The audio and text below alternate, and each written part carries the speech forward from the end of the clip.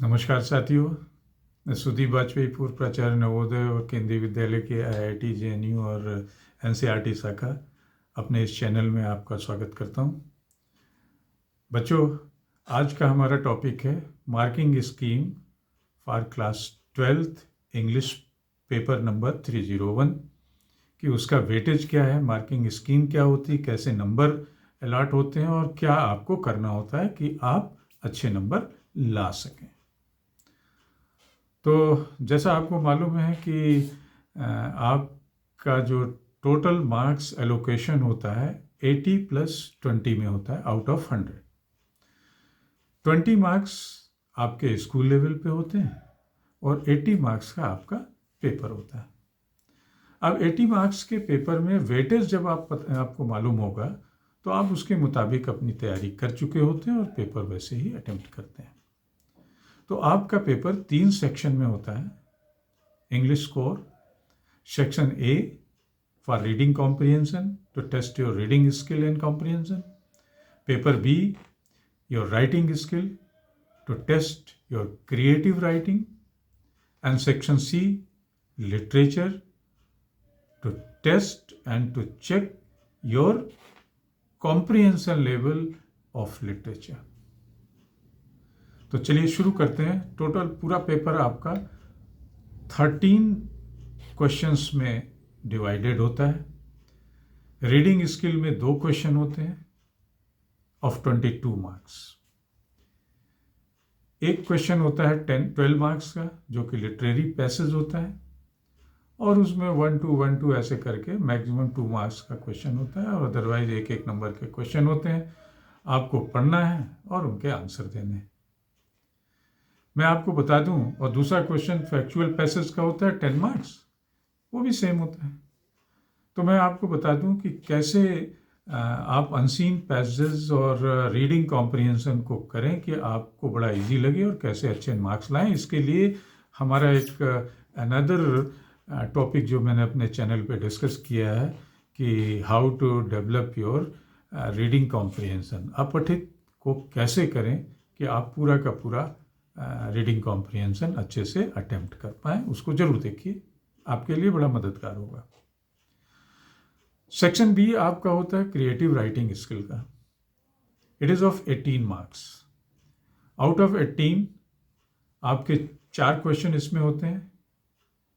एक होता है नोटिस राइटिंग 4 नंबर का, इन्विटेशन एंड रिप्लाई 4 नंबर का, formal means letter writing 5 number का और article and report writing 5 number का। तो टोटल 18 मार्क्स का होता है। अब आते हैं सेम नोटिस राइटिंग पे जो क्वेश्चन नंबर 3 होता है। इसका असेसमेंट कैसे होता है? इसका असेसमेंट होता है 3 स्केल्स पे। Out of 4 marks it is divided in 3 part. 1 mark for your format. Notice writing का फॉर्मेट क्या है? अगर आप उतना वो लिख गए, हेडिंग डाल गए, डेट डाल गए, है ना, और बाय ऑर्डर जो भी है जिसने नोटिस लिखी है उतना लिख गए, तो आपका 1 नंबर पक्का हो जाता है फॉर्मेट का। 2 नंबर होते हैं आपके कंटेंट के। कंटेंट क्या होता है? नोटिस में क्या मैसेज देना है, क्वेश्चन में क्या लिया है कि ये मैसेज दीजिए। अगर वो सेम मैसेज से मिलता जुलता भी है तो आपको आउट ऑफ 2 मिल जाते हैं। और तीसरा उसका स्प्लिट अप होता है एक्यूरेसी का। एक्यूरेसी में आपकी ग्रामर और स्पेलिंग चेक होती है। तो आप जान लें कि आपकी ज़्यादा मिस्टेक हैं भी एक्यूरेसी में और स्पेलिंग में, तो आपके ज़्यादा से ज़्यादा 1 नंबर कटेगा। तो 4 नंबर में से 1 नंबर जो फॉर्मेट का, तो आपको तो बिल्कुल पता होना चाहिए। मैसेज मिलता जुलता हो गया तो आपको कम से कम 4 में 3 नंबर तो मिल जा रहे हैं, और अगर पूरा कर लिया तो 4 में 4। ऐसे इन्विटेशन का होता है। Out of 4 marks 1 is for format, 2 for content and 1 mark for your accuracy, spelling and grammar. Then question number 5 होता है your letter writing.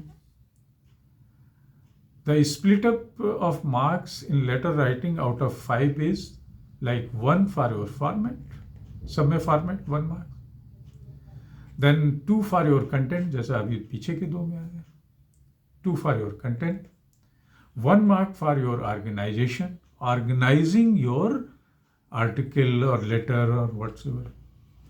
And 1 marks again for your accuracy, spelling and grammar. तो out of 5 ये split up हो गया.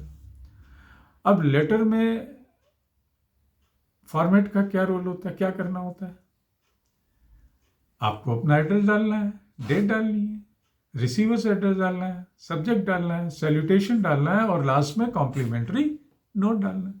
Salutation sir इतने डालना है, complimentary note your sincerely faithfully thank. 1 number हो गया. जो कंटेंट है वो दे दीजिए. देन क्वेश्चन नंबर 6 होता है आपका आर्टिकल और रिपोर्ट राइटिंग. तो हाउ टू राइट आर्टिकल और ऐसे, इसका एक अलग वीडियो हमारे चैनल पे पड़ा हुआ है, उसको जरूर देखें.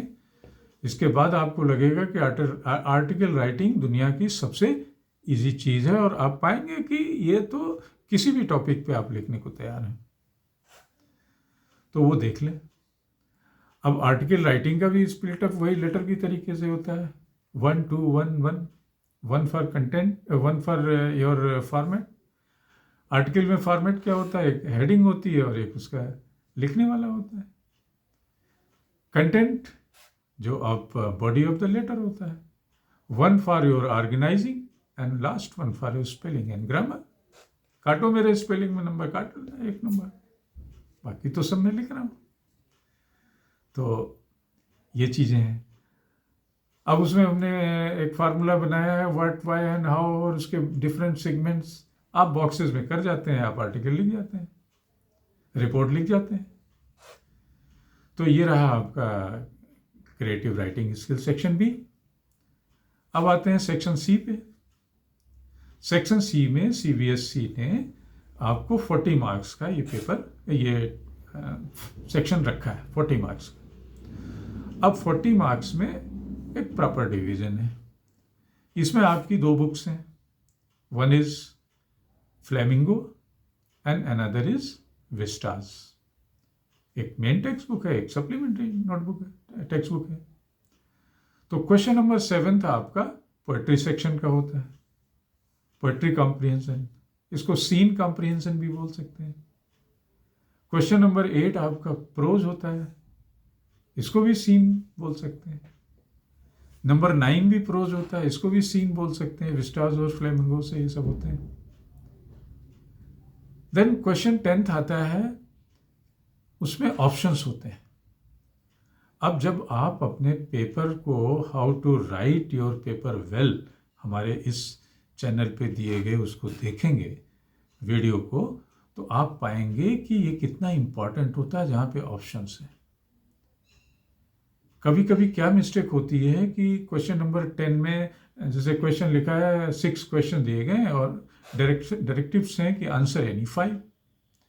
बच्चे करते क्या है कि 1 से स्टार्ट करके 5 तक आते हैं और 6वां आंसर भी लिख के,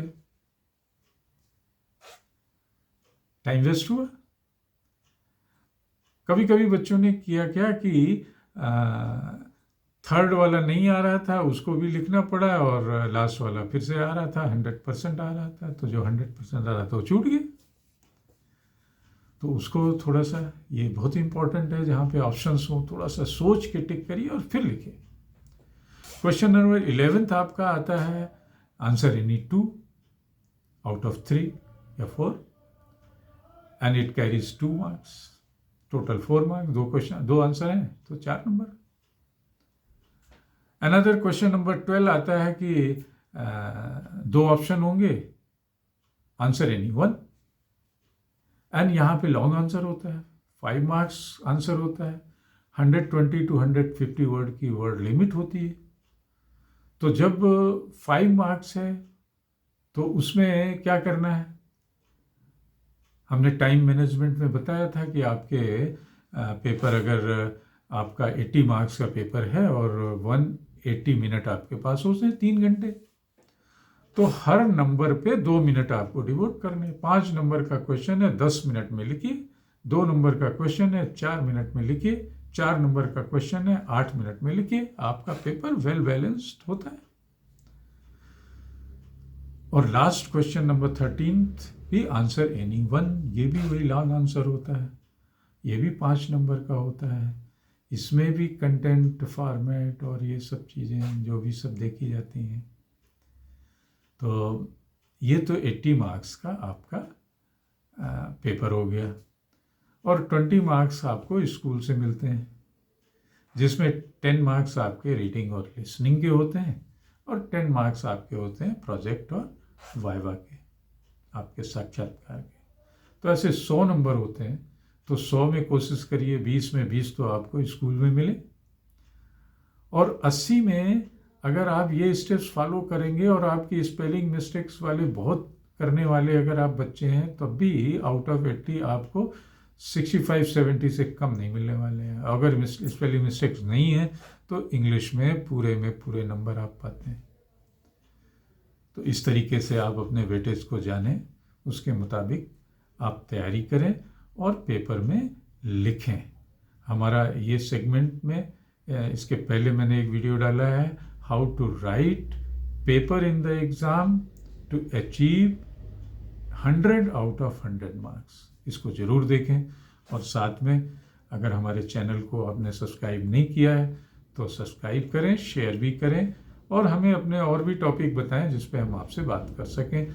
धन्यवाद, फिर मिलेंगे।